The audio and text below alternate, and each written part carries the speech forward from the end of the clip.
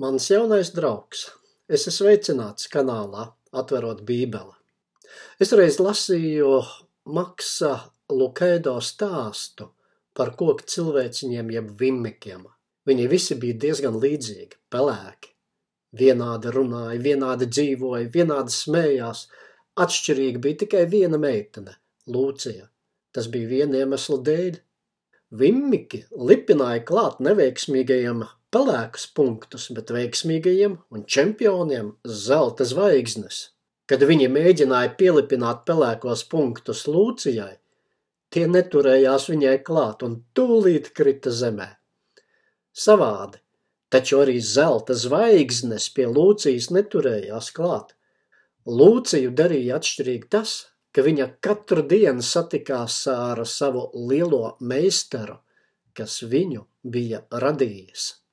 Šajā pasaulē ir dzīvojis viens īpašs, atšķirīgs cilvēks.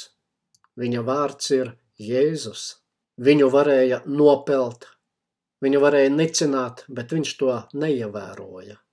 Viņu varēja liekulīgi slavēt un cildināt, taču arī to viņš neievēroja.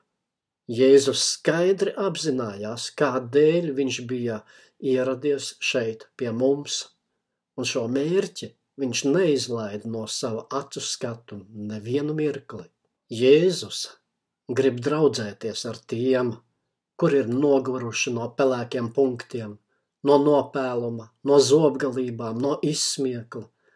Ja tev ir nodarīts pāri, lielais meistars ir gatavs ar tevi draudzēties. Viņš atjaunos un pacels tavu pašapziņu. Tev nav jābūt tādam kā visiem citiem, pelēkam. Varbūt tu esi noguris no tā, ka gribi būt labākais, un visi citi tevi apkarina ar cildinājuma rakstiem, ar uzslavām, ar diplomiem. Ja tu patiešām esi no tā noguris, tad tev ir vajadzīgs lielais meistars, tavs radītājs, Jēzus. Ko nozīmē šodien būt labākam, patiesi lielam? Liels ir tas, kas var pateikt: es pazīstu Jēzu.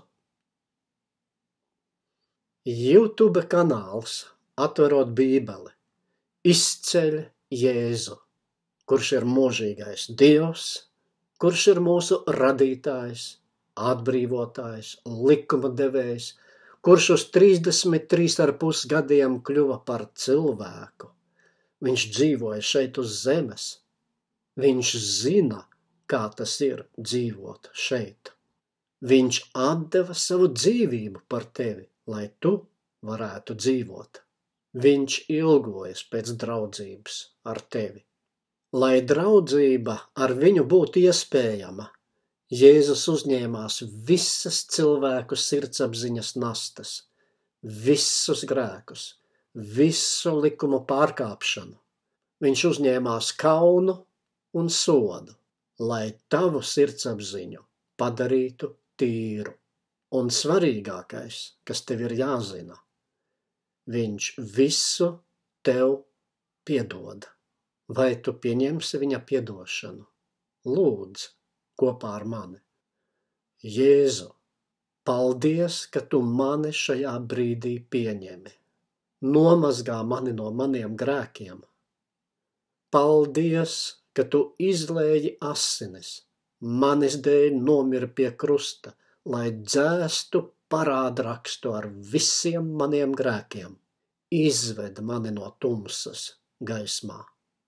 Es gribu, lai atverot Bībeli, tu atklājies man kā Dievs, kas mani mīl un mani pieņem kā savu bērnu.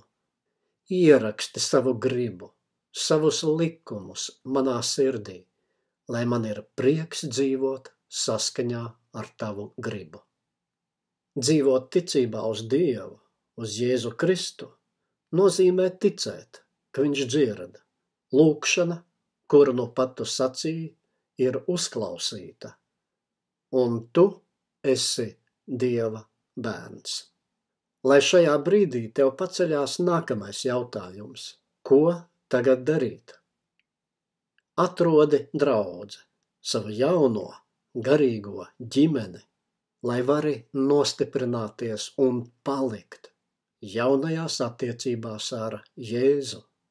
Tu vari uzrakstīt arī man, un es tev palīdzēšu spērt pirmos soļus draudzībā ar lielo meistaru Jēzu Kristu.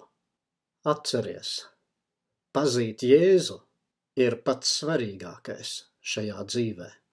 Kanāls Atverot Bībeli ir viens no instrumentiem, ar kā palīdzību tu vari iet dziļākās attiecībās ar Jēzu.